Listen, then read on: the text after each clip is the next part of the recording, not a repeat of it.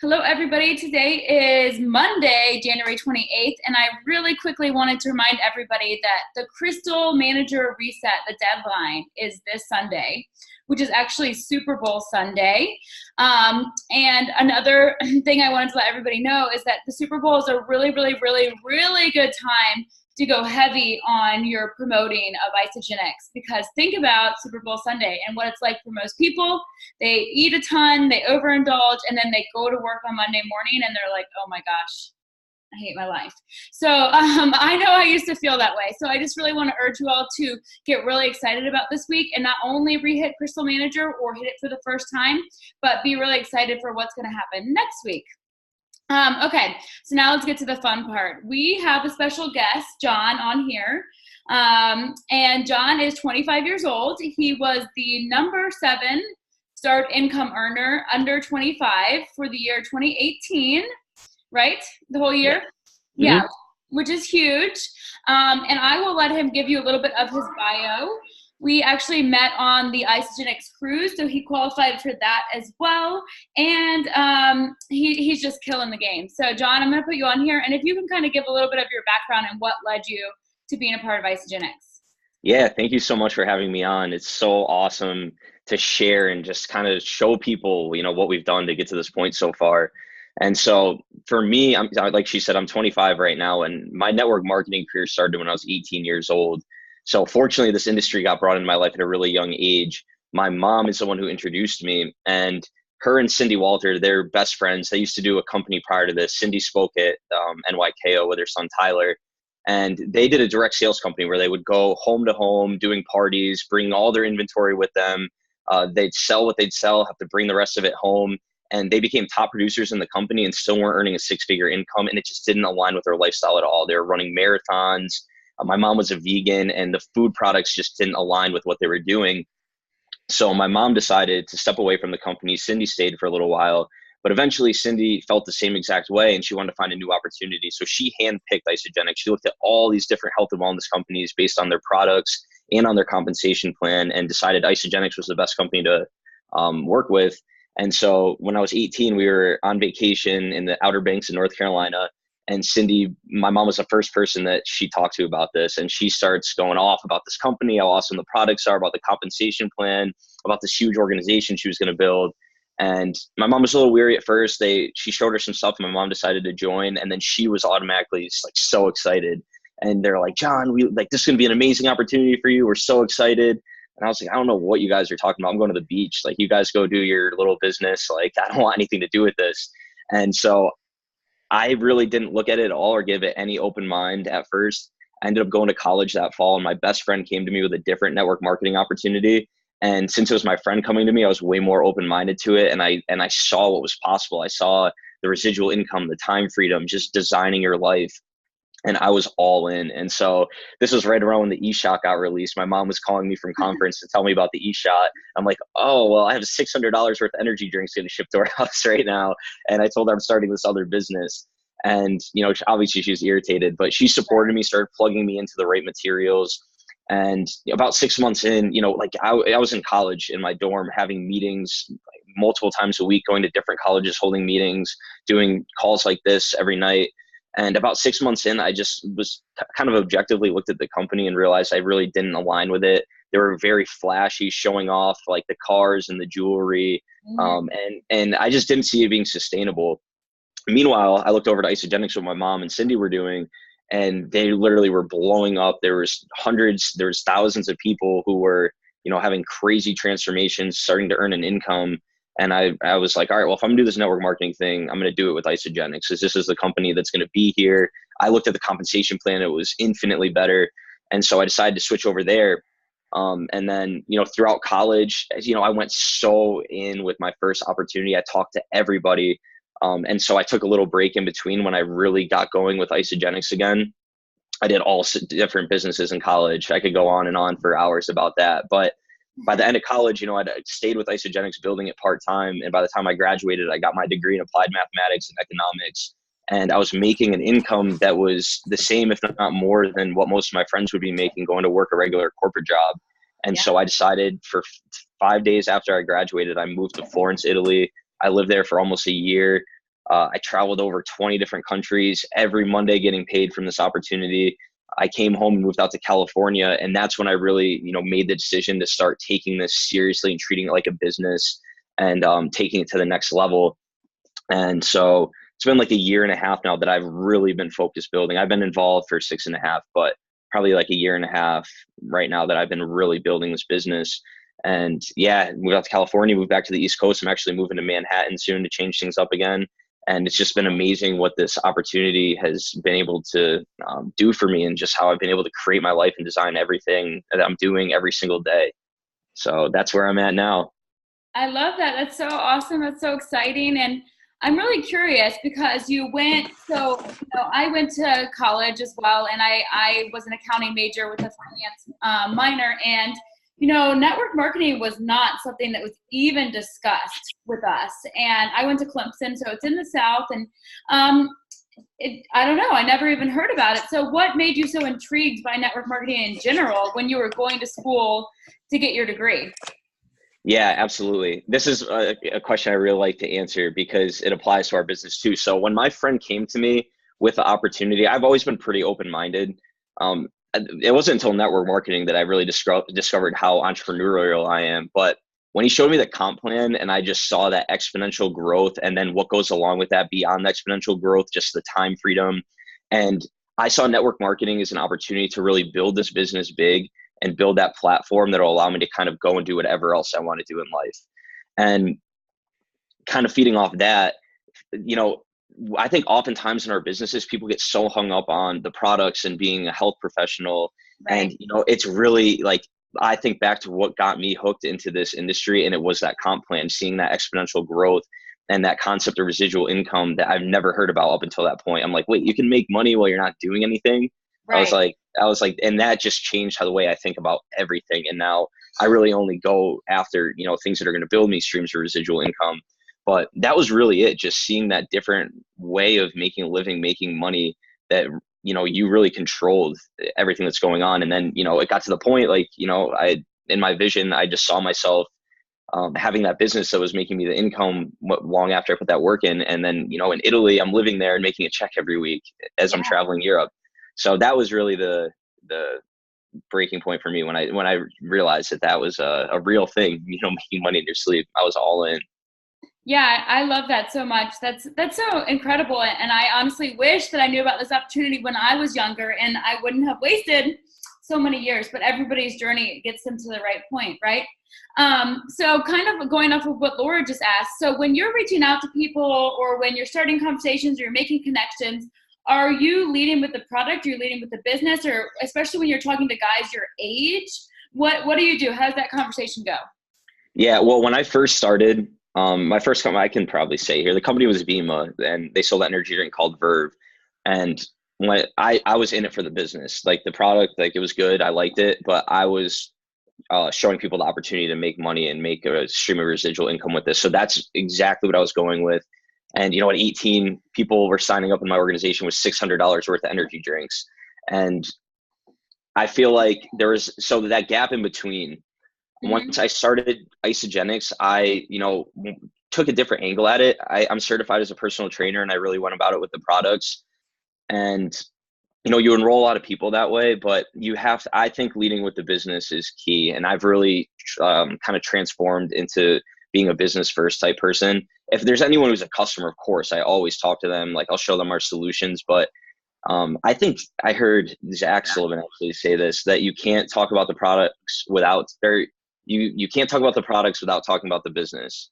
Right. And like, if you talk about the business, you're going to mention the products amongst it, but you can talk about the products without mentioning the business.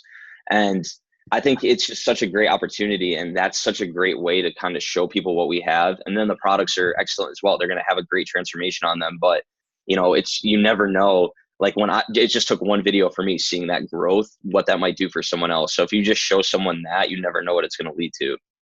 Absolutely. I totally agree. And I'm curious, so like, where do you feel that you're bringing in the majority of your prospects? Are you doing belly to belly? Are you like, as a guy, so as women, we talk all the time. We send each other messages. That's not strange, I don't think, in this society. But I think some guys, and I know my own husband, feels strange, like reaching out to other guys on social media. Like, how do you make the connection? Are you doing it with LinkedIn, in person, or how do you find the most connections, I guess?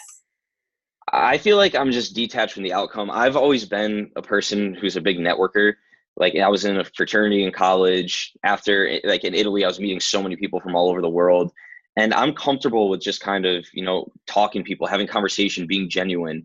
And it's not always like, just go to them and like, hey, join my business. Like you have to look at this. Like I actually connect with people. I build relationships. Right. In terms of prospecting though, because you are intentional about prospecting after a certain point, well, a big tool we have in place on our team is we do weekly webinars. And I like to, when I reach out to people, most of my network knows what I'm doing at this point. But I'll just reach out to people and be like, hey, like I'm giving this business presentation. Would you watch and give me your opinion on it? Or like, hey, I know you haven't shown interest on this in the past, but I would love for you to check out this presentation. If you can think of anyone who would be good at this, I would love to, any referrals, I'd be more than grateful for, and I'd love to give you, pay you for them. And I don't know, I think you just don't make it weird, and everyone always says that, but I just connect with people. And then this comes up, especially at this point in the business where people see me traveling all over the world, living way differently than anyone else my age. People ask questions, and a big thing is it's a long-term game. I planted a ton of seeds when I first really started taking this business seriously. And I'm not even kidding. In the past month, I've enrolled 5 people that the first time I talked to them was over a year ago. And so that's what you need to realize. This is a long-term thing. This isn't something that's just going to happen right away. Talk to people, have those conversations, plant the seed. And then what I think it says, like the stat is it takes an average of 8 follow-ups before someone actually enrolls. And that doesn't even need to be, you reach out to them and talk isogenics 8 times. I talk to people and then I'll just be normal, like be friends with them, have conversations with them, reach out when they're posting things on Instagram, and just, keep in touch. And it's really as simple as that. I think people really, it's so funny how weird people get about, once there's the money attached to it, they know they're going to be making money if someone joins their organization. And it's just being detached from the outcome and not feeling like it's something that's weird like that. Absolutely. I totally agree with that. And I think that sometimes, like, I know women, like, we're very chatty and all that. And so I think just understanding that even as a man wanting to build this, like, it's for guys too. It's not just for women, even though the majority of our isogenics company is women. There are men that can be extremely successful, or at least the majority of my team is women, that men can be extremely successful as well. And that the conversations aren't weird, like between guys or between friends or between anything like that. Or even when you're talking to women, right? Like between you and them, because I know you have a lot of older women and all different ages on your team as well. And you just built those connections over time, right? Yeah, absolutely. And a lot of times, even I've enrolled a lot of people my age, of course. A lot of the best people that have come into my business have been from them, like enrolling like their aunts, their moms, so on and so forth, like through a couple degrees of separation from them. So yeah, I mean, and I honestly think what you guys are doing is great. I think it's awesome to build that culture where certain people are attracted to it. You know what I mean? I don't think there's anything wrong with that. And I honestly, I don't even think about it as guys or girls, whoever is coming into my business. I just try to connect with people who are like-minded and just attracting whoever is going to, see this vision and work with me. And I think a lot of people get hung up on I want to attract men specifically. But I mean, men, there's a ton of men who do this business, and our company isn't very representative of it, but in other companies for sure, they're mostly male dominated, and I think it's important to kind of go look around and see the industry as a whole. But the comp plan we have here is it's so much better than everywhere else. Like our company really has it down. Yeah, I definitely agree. So one last thing, because you've never actually worked in corporate America, right? Nope. Okay, so what does your schedule look like? Like, how do you plan your day, or what kind of stuff do you do to keep yourself on track? Especially because you do have the time freedom. Yeah, that's a good question. So in the mornings, I don't set an alarm, normally get up around 8. And I don't like looking at my phone for an hour before I get my day going. I normally keep it on do not disturb at night. I wake up, I eat, have my shake, read, just do my morning ritual. And then so a lot of people are way more regimented than I am. I'll take on like if people are hitting me up on my team to like do a bunch of three-way calls, like I'll pack my entire day. You know what I mean? I definitely, one thing I'm intentional about is having 5 conversations every day with people who aren't in my business yet. But like in terms of like strict business work, like if my schedule is able to be full, I'll fill it up. And then, you know, because it's never consistent. There's some days where you have a call or two. There's some days where you have 10 or 15 calls. So I'm very open and flexible with that. But yeah, I mean, most of the time I do that whole morning routine, read, go to the gym. I try to go before noon. And then from there till like 8 or 9, I just keep myself open for business. And then at night, I mean, it really varies. It varies so much. It's difficult to like put an exact schedule, but yeah, I'm always open to help my team out. I love that. And I love to find the 5 contacts a day. I feel like it's good to hear that even people who have been several years, like you, 6 years into this, you're still focused on 5 contacts a day. Like that's something that you never stop doing, regardless of how much income is flowing in. Because that's how you build your network, and you keep it going so that when you wake up on Monday morning, you already have 5, 6, 7, 8, 10 cycles, and that's money in the bank. One other thing, so you were also the IsoBody honorable mention, right? Yeah. Yeah, that's what I thought. What did you use for those results, or what did you change up? Because you'd been using Isogenics for a while. So like, what did you change about your routine?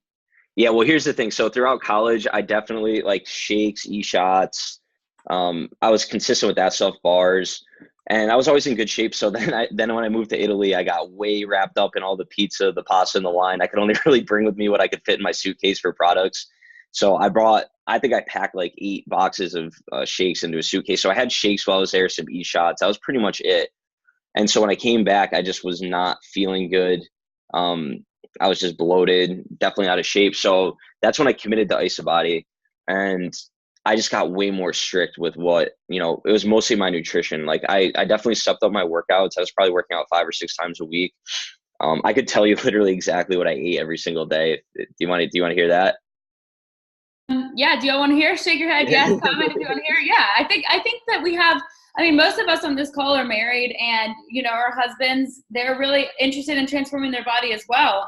Some of them have been using the system for, like mine, 2.5 years. And I know Joe over there, he's been using it for a year, and Nicole's husband, Craig, he uses the system. So I think kind of hearing an outline of your day, especially since you're a personal trainer as well, like that would be awesome. Yeah. So throughout that challenge, I would wake up, I'd have a shake and a piece of toast with peanut butter. Then a couple hours later, I'd have an amped bar. I went with the chocolate brownie one. That one's my favorite. I would do another shake. I would have, for lunch, I would have literally 2 eggs, 2 egg whites, broccoli and chicken sausage in it, and another piece of toast and peanut butter. I would go work out, have 2 scoops of Isopro with Recover. For dinner, I would typically do like a serving of protein pasta with chicken on it. And I would have a pack of whey thins, and then at night I would have another shake, and that was literally it, like pretty much every single day. And it made it easy being in that routine for me, and like I had it calculated out, like I had it all like down to a science. My whole goal was going from 190 pounds to 180 pounds in that period, but like still putting on lean muscle. So yeah, I had it all calculated out and figured out, so it just made it easier to just eat the same thing every single day. But, you know, in you could definitely do it way less strict than that. Just it's way easier just following our system the way it's designed, you know, in terms of weight loss overall. Yeah, I definitely agree. And I think that that's cool that you added in, you know, real food, like everybody always says, along with your Isogenics products. So I think that's definitely the best thing that our system has to offer, that based off your goals, you could eat as much real food as you want. Okay, so I was going to open up and see if anybody else has any questions for him, or any of the guys on here, if they have a question, or any of the ladies for John.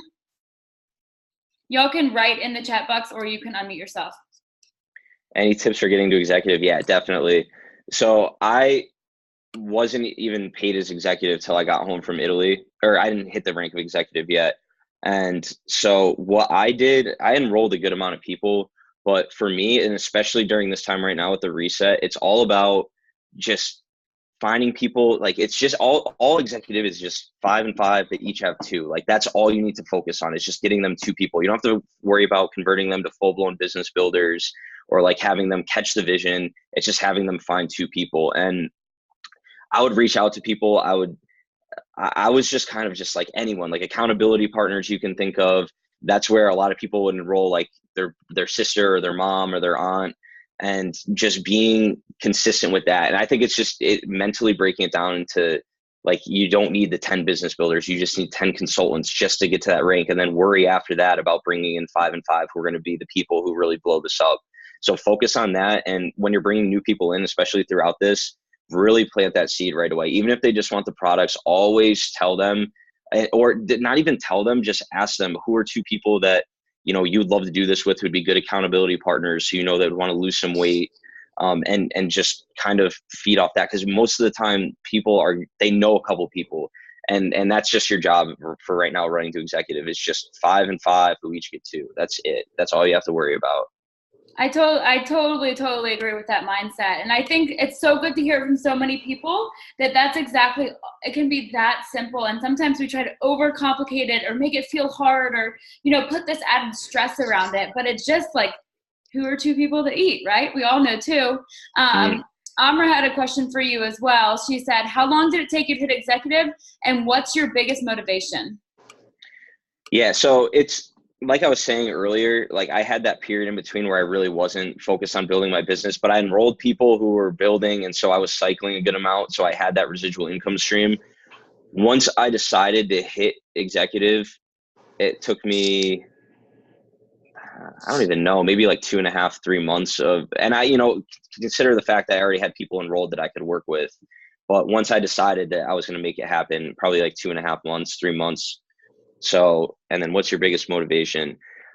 Well, for me, I'm like a very like calm person. Like I don't get all like hyped and crazy and running around.